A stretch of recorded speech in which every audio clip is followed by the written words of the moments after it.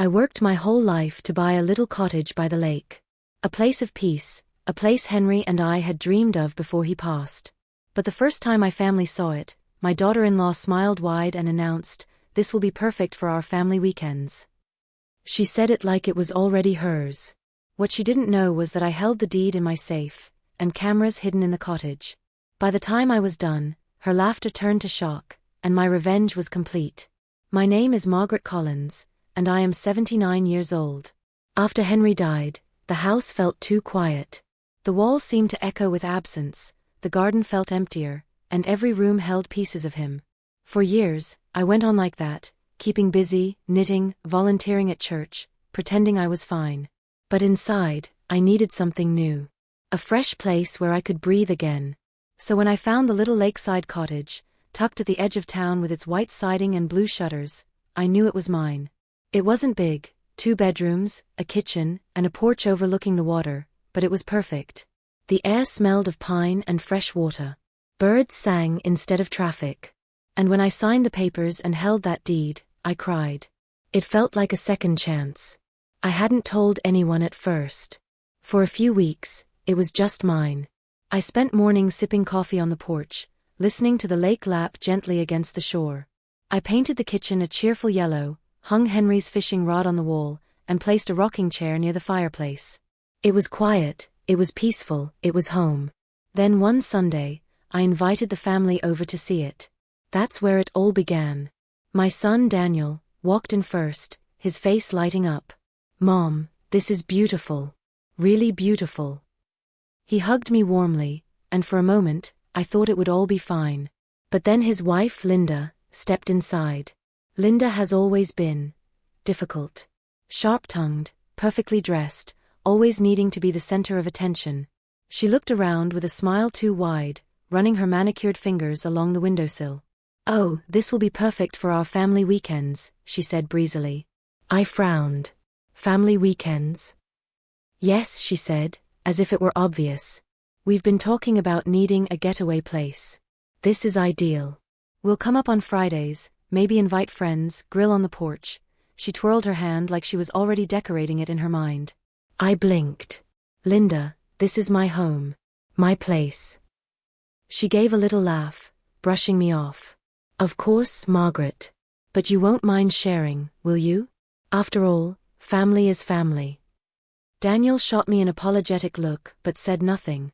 My chest tightened. The rest of the afternoon was no better. Linda walked through every room, commenting on what we could do. "We'll put a TV here. We'll change the curtains. Oh, and the kids will love the lake in summer." She didn't ask. She claimed. By the time they left, my hands were trembling. She had spoken about my cottage as if it already belonged to her. And Daniel, my own son, had stayed silent, letting her words settle like they were truth. That night, I sat on the porch long after sunset, the deed clutched in my lap. The paper was heavy, official, undeniable. This was mine. Henry and I had dreamed of a place like this for years. I would not let anyone take it from me. But Linda wasn't finished. The next weekend, I arrived at the cottage to find the front door unlocked. Inside, there were muddy footprints, soda cans in the sink, and toys scattered across the living room rug. My heart sank. I checked the fridge, empty packages, crumbs. The bathroom, towels wet and crumpled. My bedroom, pillows tossed around. Someone had been here. When I opened the trash bin, I found takeout containers with Linda's handwriting on the order slip. My hands shook with fury. She hadn't asked. She hadn't told me. She had simply taken. I cleaned the cottage for hours, scrubbing until my knees ached, tears blurring my vision. By the time I finished, I wasn't just angry, I was determined. The next day, I went into town and bought a set of discreet security cameras. Small, barely noticeable, but sharp enough to catch everything. I placed one near the porch, one in the living room, one facing the kitchen, and one near the back door. Then I locked the doors, tucked the deeds safely into the little fireproof safe Henry had left me, and waited. It didn't take long. A week later, I checked the footage. My stomach twisted as I watched Linda stroll in with her oversized sunglasses and shopping bags. She tossed her keys on my counter, shouted for the kids to leave their shoes wherever, and made herself at home. Daniel trailed behind her, silent as always, carrying a cooler. On the screen, I saw Linda flop onto my couch, sipping wine straight from the bottle, her heels kicked off, her voice loud. "God, I love our new cottage," she laughed. "Our." I sat in my kitchen watching her voice echo through my speakers, my hands curled into fists. She thought this was hers. She thought she could erase me with a laugh, with arrogance. But I had the deed. I had the footage. And I was going to use them both. But as I replayed the footage, frame by frame, something strange caught my eye. In one corner of the video, a shadow moved near the back door. Someone else. Someone Linda hadn't seen. My pulse quickened. I leaned closer to the screen. What, or who, was in my cottage that night? I didn't sleep that night. I sat in my kitchen long after the footage stopped playing, the glow of the laptop burning into my tired eyes. I replayed Linda's voice in my head over and over. God, I love our new cottage. Our.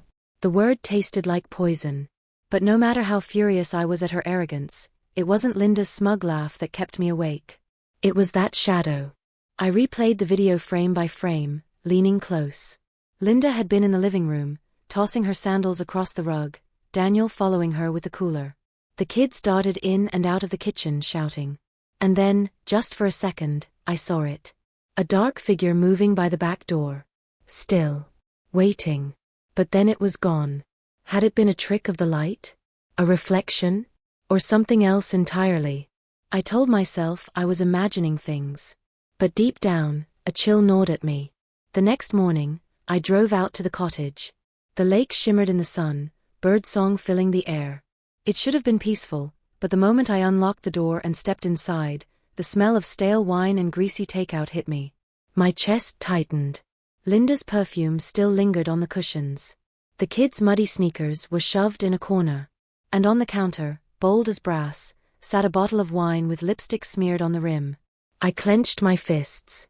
I cleaned again, scrubbing until the anger burned through my bones. Then I checked every lock, every window, every corner. Nothing looked disturbed.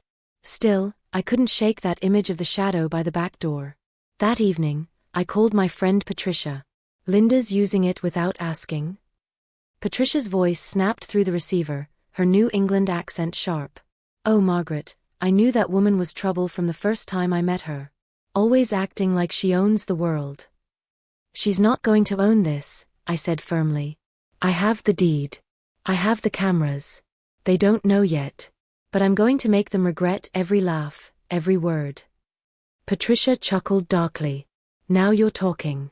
But be careful. People like Linda don't back down easy. She's bold enough to walk right in without asking. Imagine what she'll do when she realizes you've got proof. Her warning sat heavy in my chest, but I pushed it aside. That week, I pretended nothing was wrong. I called Daniel like usual, asked about the kids, kept my voice soft. He was distant, as though carrying a secret, but he didn't bring up the cottage. Neither did Linda. Not yet. But on Friday, I checked the cameras again. And there she was. Linda, breezing through the front door with her sunglasses perched on her head, tossing her purse onto my counter. The kids ran wild, tracking dirt across the rug. Daniel shuffled in behind, looking miserable. Make sure you lock up this time, Linda snapped at him. We don't want anyone breaking into our place.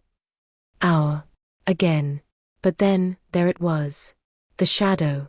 This time I caught it more clearly. A figure moving outside the back window, pausing near the porch. Tall, with broad shoulders. Not Daniel. Not one of the kids. Someone else. Linda never noticed. She was too busy pouring herself wine and shouting at the children. But my camera caught it, frame by frame. I sat back in my chair, my heart thudding. Who was using my cottage alongside her?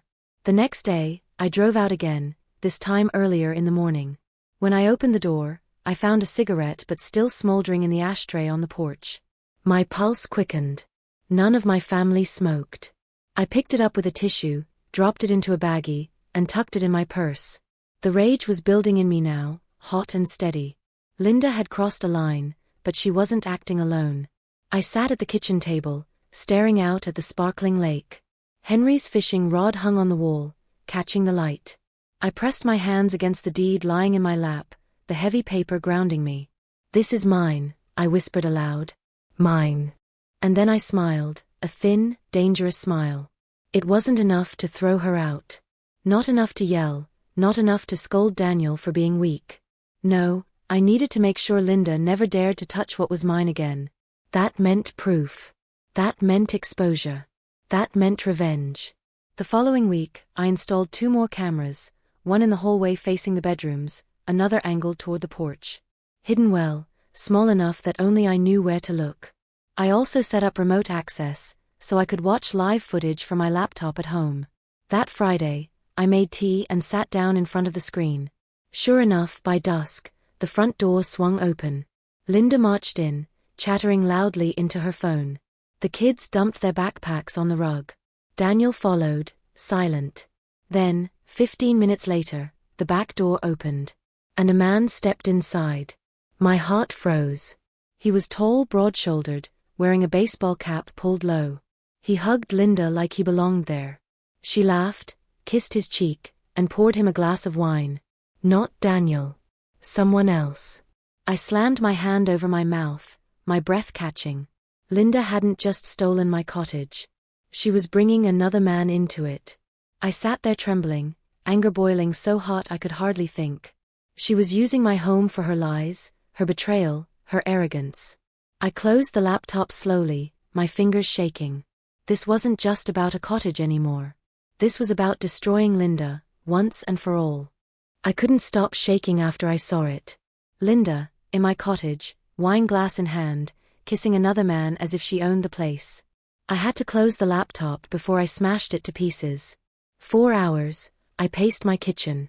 My hands ached from clenching them so tight. This wasn't just arrogance anymore. This was betrayal stacked on betrayal. She had stolen my home, laughed in my face, and now used it as a hiding place for her own dirty secrets. And Daniel, my poor Daniel. I sank into Henry's chair, pressing my hand against my chest. My son had stood by silently while his wife claimed what wasn't hers. Now he was blind to what she was really doing. Or maybe not blind, maybe just too weak to see. Either way, I wasn't going to let it go. The next morning, I called Patricia. She came right over, her sharp eyes narrowing as I played the footage back for her. Patricia gasped, slapping her hand against the table. "She's bringing another man into your cottage? Margaret, this is filth. Pure filth." "I have proof," I said firmly, my wrinkled hands folded on the deed in front of me. "The cameras don't lie. And when the time is right, I'll use it."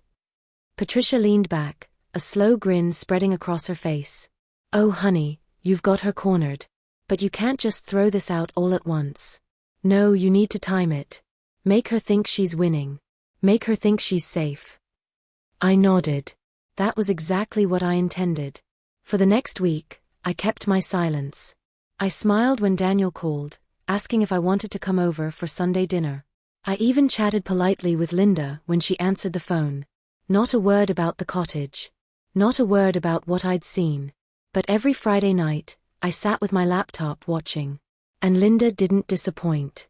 She came again the following weekend, parading through the door in her sunglasses, tossing her purse on my counter like it was hers. Daniel followed, shoulders slumped, silent as ever. The kids ran wild. And then, after dark, the back door creaked open. The man appeared again. Same baseball cap, same casual way of strolling into my kitchen as if he belonged there. Linda greeted him with a kiss and poured him wine. I leaned closer to the screen, my jaw tight. They sat together on my couch, laughing, whispering, their bodies leaning close.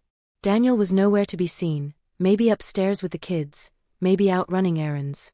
Either way, he was blind to what was happening right under his nose. I pressed pause, staring at the frozen image.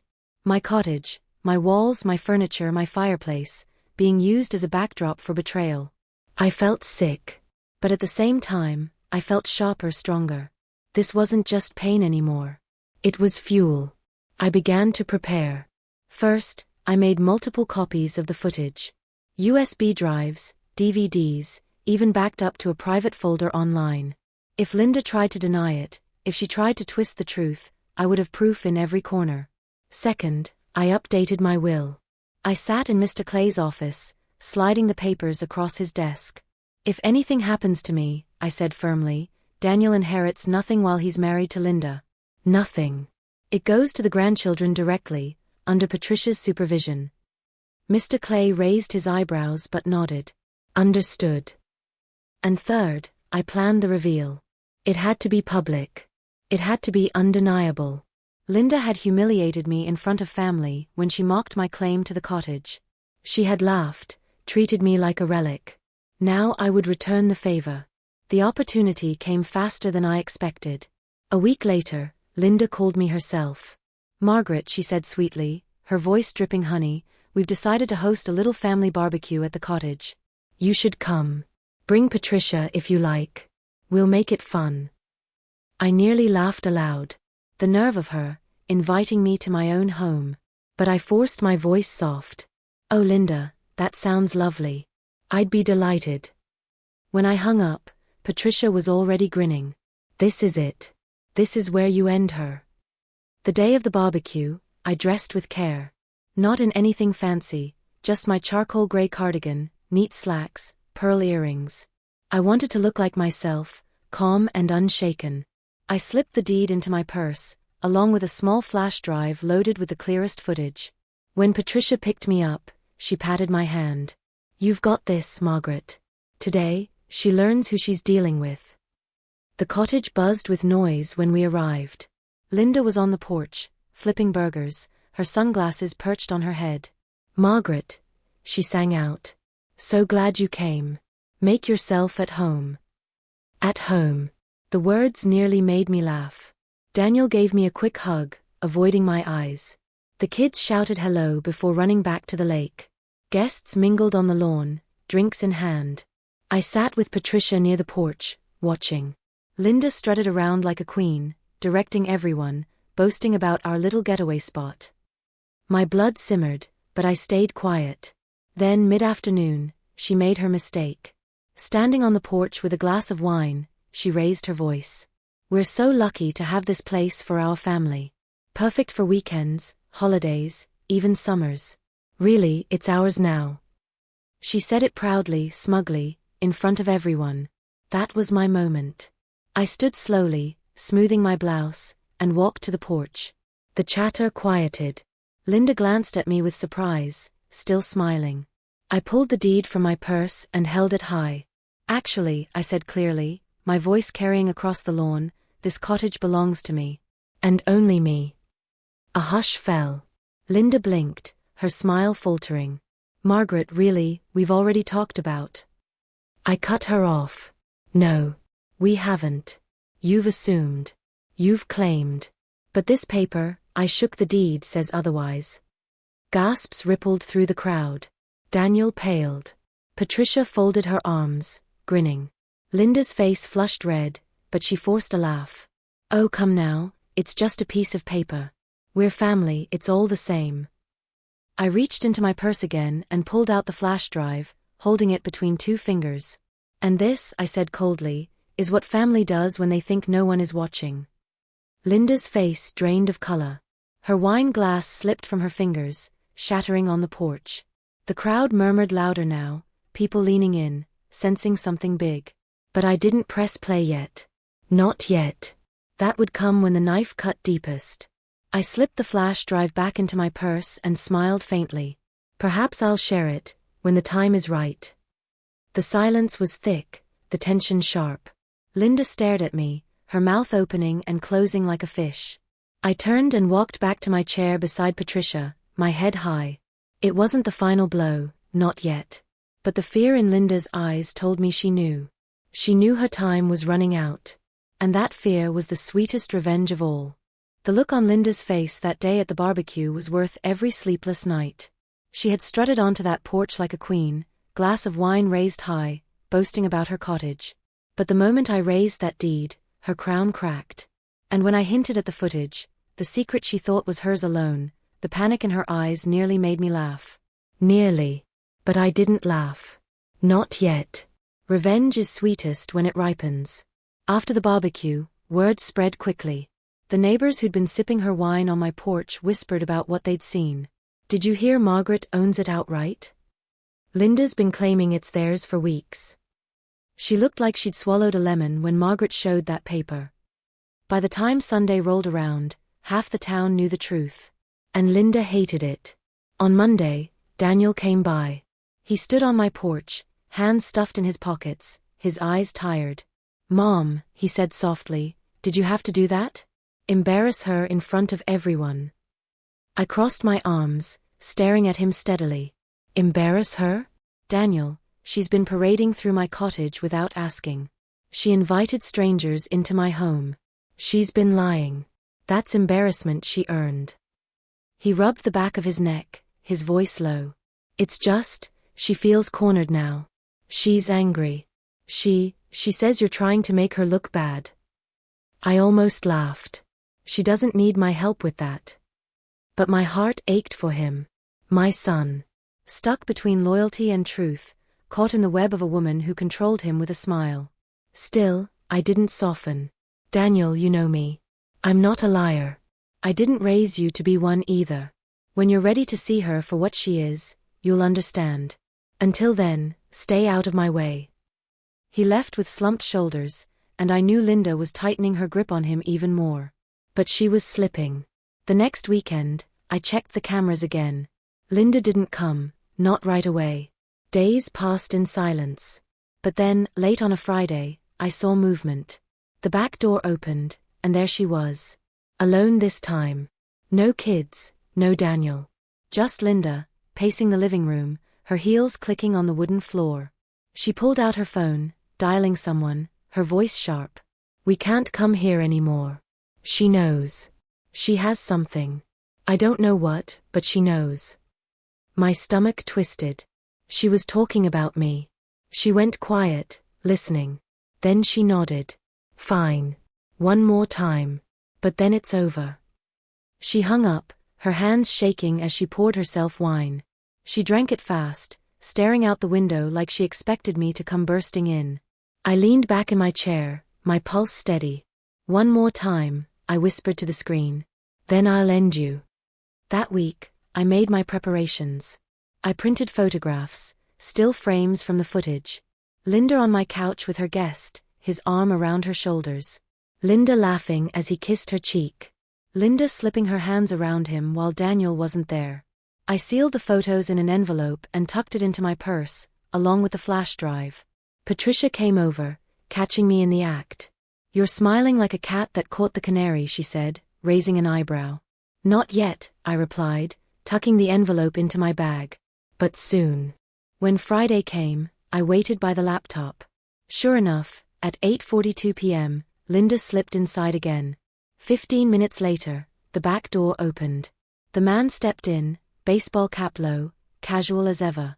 He hugged her, kissed her, and poured himself a drink like it was routine. I watched them sink onto my couch, laughing, careless. And that's when I knew the time had come. The following Sunday, Daniel invited me over for dinner. He said Linda wanted to clear the air. Patricia warned me not to go, but I smiled. It's perfect. This is where it ends. Their house was spotless, candles lit on the table, Linda dressed like she was hosting royalty. She smiled when I walked in, her teeth clenched behind her lipstick. Margaret, she said sweetly, pulling out a chair for me. So glad you came. We really should put this misunderstanding behind us. I sat slowly, my purse resting on my lap. Misunderstanding, I repeated softly. Daniel served roast chicken, his hand shaking slightly as he set the platter down. The children were sent upstairs, their laughter echoing faintly down the hall. The tension in the room was thick, like waiting for a storm to break. Linda poured wine, her smile fixed. You know, we've always thought of the cottage as a family place. We never meant to overstep. Really, you should be flattered. Flattered? I tilted my head. That you forged ownership with your words? That you let strangers stomp mud across my floors? Or that you kissed another man in my living room? The words dropped like stones into water. Daniel froze, his fork halfway to his mouth. Linda's glass slipped in her hand, red wine splashing across the white tablecloth. her face drained of color. "Excuse me." I reached into my purse and slid the envelope across the table. "Open it." Her fingers trembled as she tore it open. Photos spilled out, her laughing, leaning into the man on my couch. Her lipstick smudged.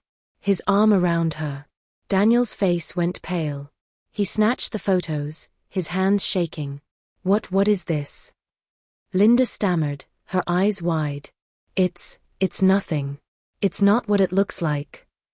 I cut her off coldly. "It's exactly what it looks like. And if you need more proof, I have hours of footage. Every Friday. Every laugh. Every kiss. Every betrayal. All in my cottage." Daniel's mouth opened, but no words came out. His eyes darted between the photos, Linda, and me. Linda's mask cracked. Her face twisted, her voice rising. "You had cameras? You spied on us?" I leaned forward, my voice sharp as glass. "I protected my home. And you gave me more than I expected. You think I'm old, weak, easy to trick. But I see more than you think. And I will not be mocked, used, or erased."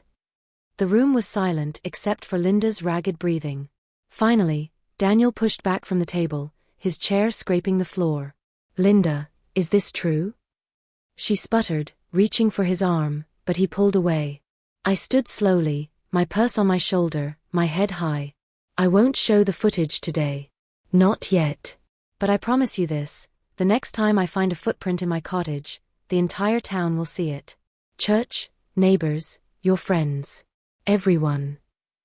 I turned and walked to the door, leaving them frozen at the table, the photos scattered like fallen leaves.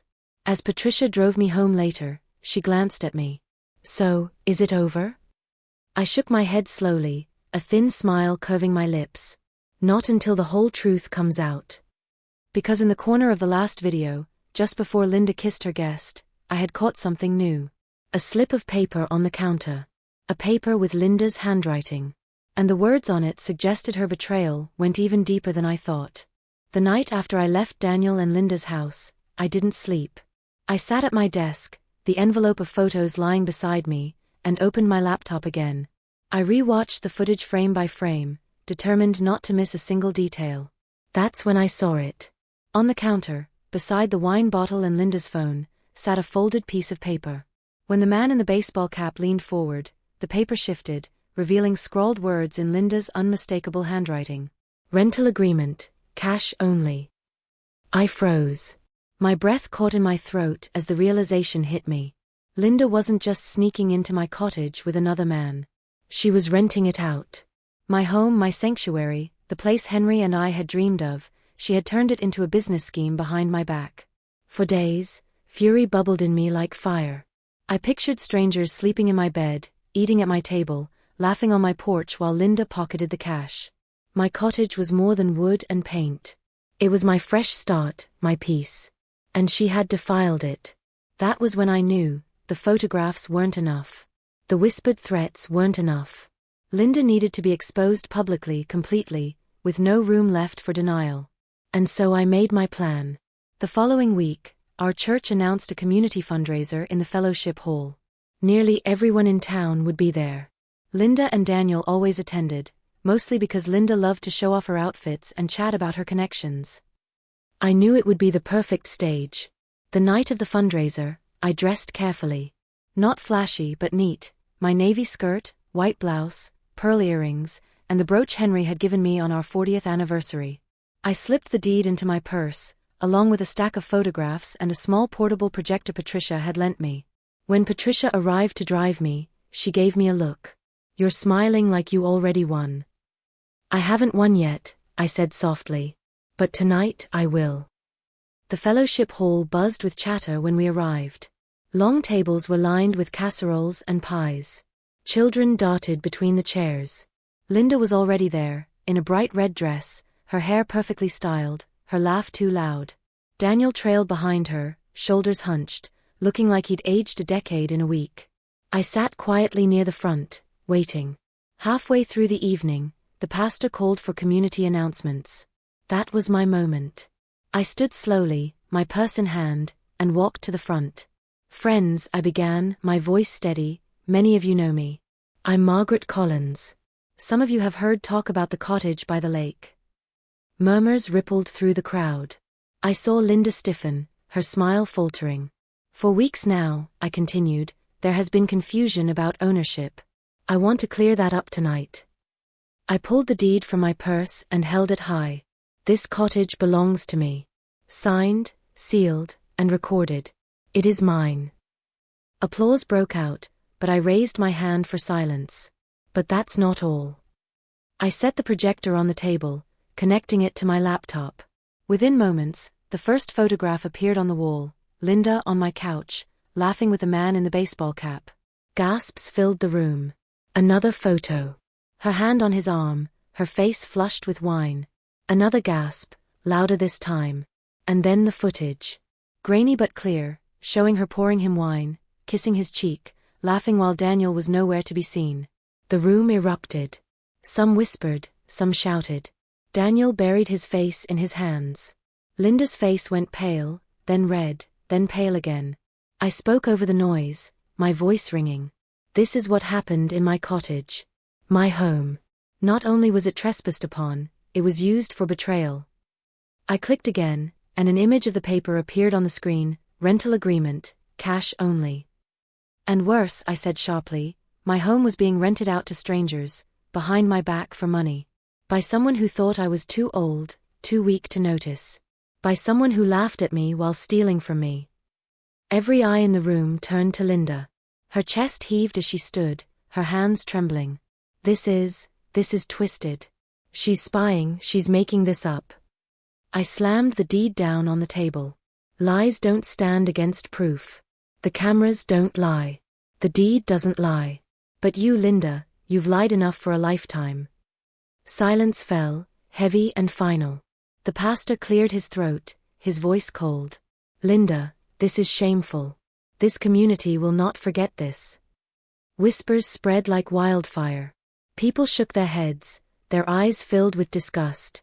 Linda's friends edged away from her, leaving her standing alone in the center of the hall, her face crumbling. Daniel stood slowly, his face gray. He didn't look at her. He just whispered, I can't do this anymore, and walked out, leaving her behind. Linda sank into a chair, trembling, her eyes wide and empty. I closed my laptop and slipped it back into my purse. Then I straightened, my shoulders back, my chin high. My home is mine, I said clearly. And anyone who tries to take it from me will find themselves exposed. With that, I turned and walked out, Patricia at my side, the whispers following me like a tide. That night, I sat on my porch at the cottage, the lake shimmering under the moonlight. Henry's fishing rod gleamed softly on the wall. I rocked in my chair, the air crisp and clean. For the first time in weeks, I felt peace. Linda had tried to claim my cottage. She had used it, dirted it, filled it with lies. She had even dared to profit from it. But in the end, the deed and the cameras were my shield and my sword. She laughed at me once. She would never laugh again. Because my revenge had ended her, not just in whispers, but in front of everyone who mattered. And as the night settled around me, I whispered softly into the air, to Henry, to myself. I kept what was ours. I kept it safe. And the lake answered back in ripples of silver, carrying my triumph into the dark.